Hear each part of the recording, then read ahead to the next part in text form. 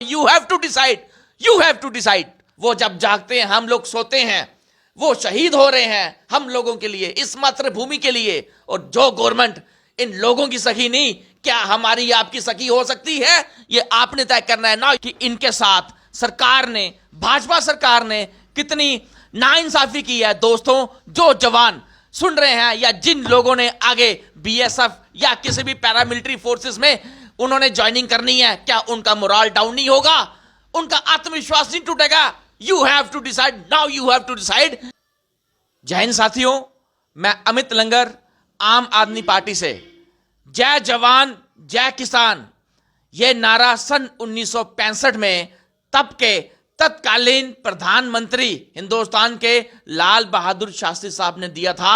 जय जवान जय किसान। अगर आज की बात करें तो हमारा हिंदुस्तान का किसान दिल्ली बॉर्डर पे दर बदर हो रहा है, और जवानों की क्या हालत है? आइए हम एक्स सर्विसमैन जो पैरामिलिट्री फोर्सेस के हैं, उनके जनरल सेक्रेटरी चौहान साहब से बात करते हैं। चौहान साहब, जय जवान जय किसान तब के तत्कालीन प्रधानमंत्री लाल बहादुर शास्त्री साहब ने दिया था।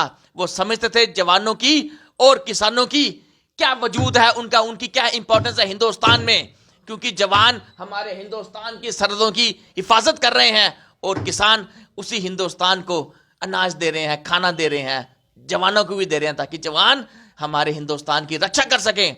लेकिन आप प्रॉब्लम में हैं, जरा हमारे दर्शकों को बताइए कि सरकार ने क्या किया है। देखिए, ये जो बीएसएफ सेक्शन 4 के तहत बीएसएफ और आईटीबीपी 1965 में खड़ी की गई थी, खासकर जो इसको बॉर्डर के लिए जीरो लाइन पे जो आज जो पैरामिलिट्री फोर्सेस है वो बीएसएफ है। हमारे जम्मू कश्मीर में, पंजाब में, राजस्थान, गुजरात के बीच ये बीएसएफ जीरो लाइन पे ड्यूटी कर रही है। फर्स्ट अटैक होता है वो पहले बीएसएफ पे ही होता है। क्यों? जो आर्मी डिफेंस फोर्सेस वो को अपना उनका पीछे 3 किलोमीटर बॉर्डर के पीछे बैठे होते हैं, और हेडक्वार्टर उनके मेन ज़्यादा सिटी के अंदर है। और जितनी प्रॉब्लम में हमारी बीएसएफ है, आईटीबीपी सेशन ग्लेशियर में है, सीआरपी जो अटर्नल ड्यूटी के लिए बनाई है, जो सिटी के अंदर बड़े बड़े नॉर्थ ईस्ट में दंगे फसाद होते हैं, उसके लिए सीआरपीएफ बनाई है। सीएसएफ जो यूनिवर्सिटी गार्ड है, एयरपोर्ट हो गया, यूनिवर्सिटी होगी, उनके लिए ये खड़ी की गई थी। एक जो एसएसबी है वो थी एक अटर्नल ग्रेला बार जिसे कहते हैं, हमारे गांव के अंदर पब्लिक की हेल्प के लिए की थी। वो एमएच के अंदर अभी आई है, अभी उसको नेपाल बॉर्डर दिया गया है। आज के दिन जो हमारे पैरामिलिट्री फोर्सेस के क्या 4th क्लास से लेके जवान तक कर हैं, वो शाम के 5 बजे खाना खा के जीरो लाइन पे चले जाते हैं, और पूरी रात बारिश हो, बर्फ हो, तूफान हो, आंधी हो, वो जीरो लाइन पे खड़े रहते हैं आंखें फाड़ के, कोई हमारी सरहद के बीच दुश्मन नहीं घुस आए।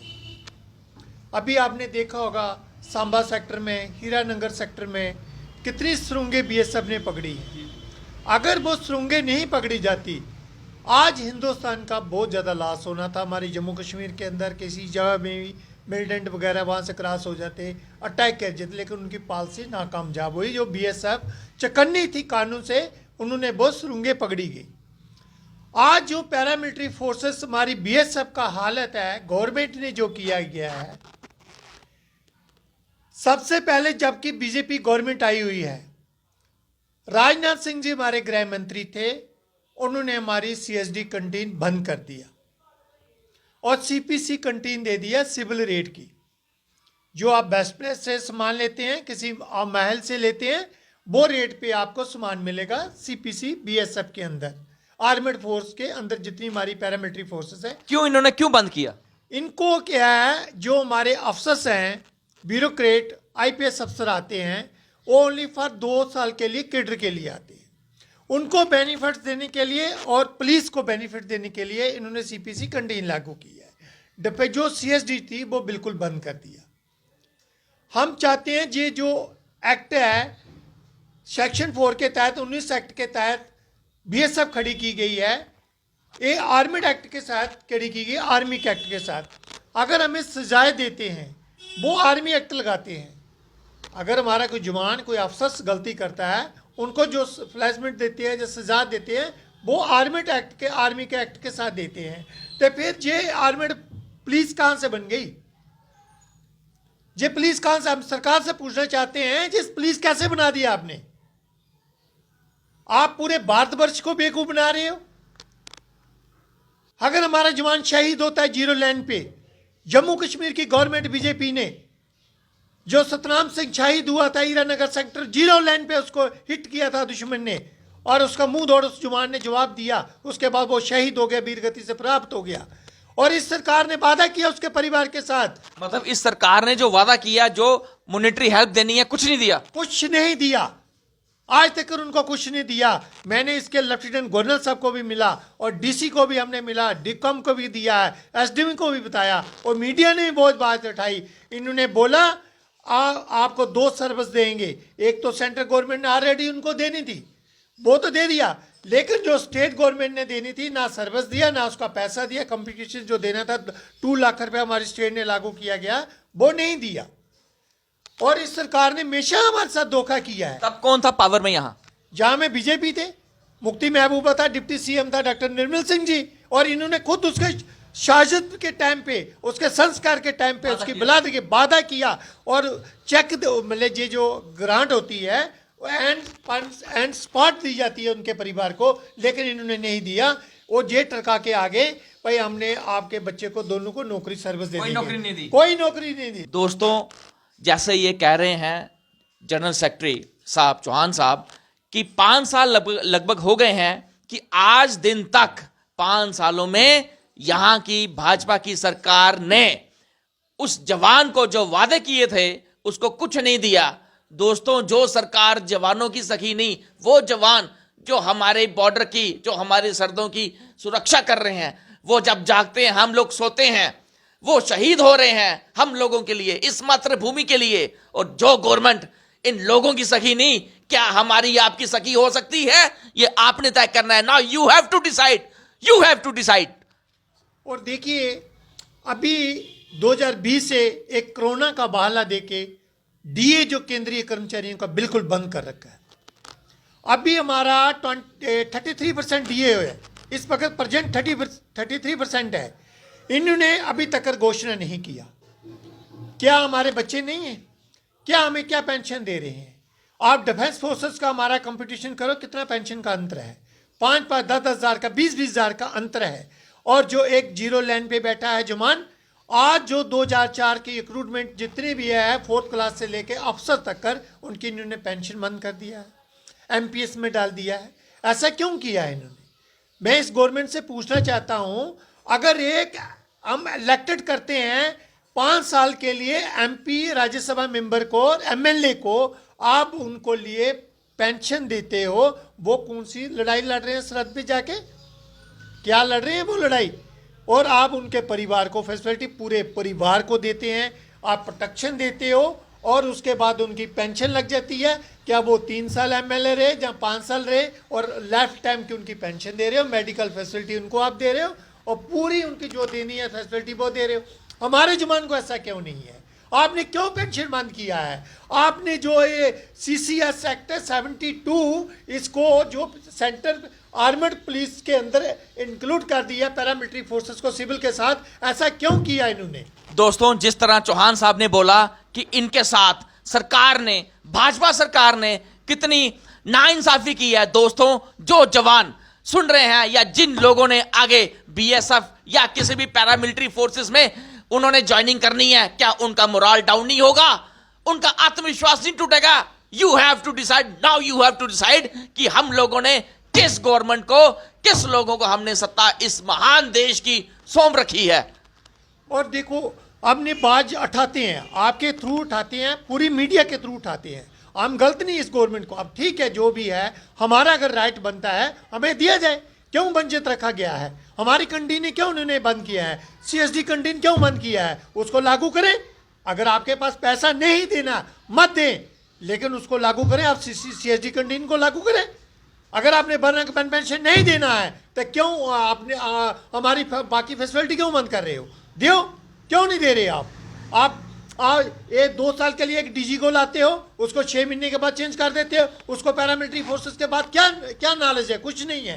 पैरामिलिट्री फोर्सेस का जो कैडर है हमारा, असिस्टेंट कमांडेंट से लेके अपर तक जो आईजी तक जाता है, आप उसको दो ना। बाकी जो स्टेटें हैं आईपीएस का कैडर देती हैं, आप पैरामिलिट्री फोर्सेस को आईपीएस का कैडर दो। क्या उसे पता होना चाहिए मेरी फोर्स ये है और इस फोर्सेस को इस स्टेट लेवल पे मैंने लाना है और जे इनकी डिफिकल्टी आती है और मैं गवर्नमेंट के आगे रखूं। लेकिन इन्होंने कोई जरूरत नहीं ऐसी है, समझे नहीं है। पुलिस से हटाते हैं, डीजी जो इनके फीवर में बोलता है उसको उठाएंगे, बीएसएफ का अड्डा पर डीजी उसको लगा देंगे, जब उसके अगेंस्ट में वो बोलेगा उसको खुले लाइन लगा देंगे, होमगार्ड का डीजी लगा देंगे। ऐसे प्रकाश सिंह भदौरिया था बीएसएफ के डीजी बने, 3 महीने उसको डीजी रखा। जब उसने अपने बेलफिल की बात किया उसको उठा के होमगार्ड का दे दिया डीजी। एक सीनियर फोर्स का डीजी रहता हुआ वो एक होमगार्ड का डीजी लगेगा? उसने रिजाइन कर दिया इस फोर्स से। उसने बोला मैं नहीं, मुझे पेंशन दिया जाए, मैं नहीं लगूंगा। ऐसे जो रुस्तम जी ने जो हमारी फोर्स जो पैरामिलिट्री फोर्सेस जो बीएसएफ खड़ी की गई थी, सोच समझ के खड़ी की गई थी और वो लड़े थे इस पॉइंट के लिए, पैरामिलिट्री फोर्सेस के लिए। और उनके टाइम पे जबकि हमारा जन्म नहीं हुआ तब से जे सीएसडी पैरामिलिट्री फोर्स को लागू की गई थी और जे आते बीजेपी गवर्नमेंट ने बंद किया। और सबसे ज्यादा लास्ट जो हमें क्या गवर्नमेंट दे रही है जी? मैं पूछता हूं इस गवर्नमेंट को, आप हमें क्या दे रहे हो? हमारी जो सरहदों पर बीएसएफ बैठी है, बंगाल के अंदर बैठी है, अरबों रुपए का, करोड़ों रुपए का सीजर देती है इनको पकड़ के सेंट्रल गवर्नमेंट को। हम तो पे भी हमारी वही दे रहे हैं, ये क्या दे रहे हैं हमें? जब एक कितना अरबों रुपए का, करोड़ों रुपए का सीजर पकड़ते हैं अमृतसर बॉर्डर पे, जहाँ कहीं भी बॉर्डर पे पकड़ते हैं, बांग्लादेश में चले जाओ आप, बंगाल के बॉर्डर में, ये नॉर्थ ईस्ट में, त्रिपुरा में, कलकत्ता के अंदर कितना सीजर पकड़ती है बीएसएफ। और इसका तो हमारे 1% भी नहीं दे रहे हमारे जवानों को।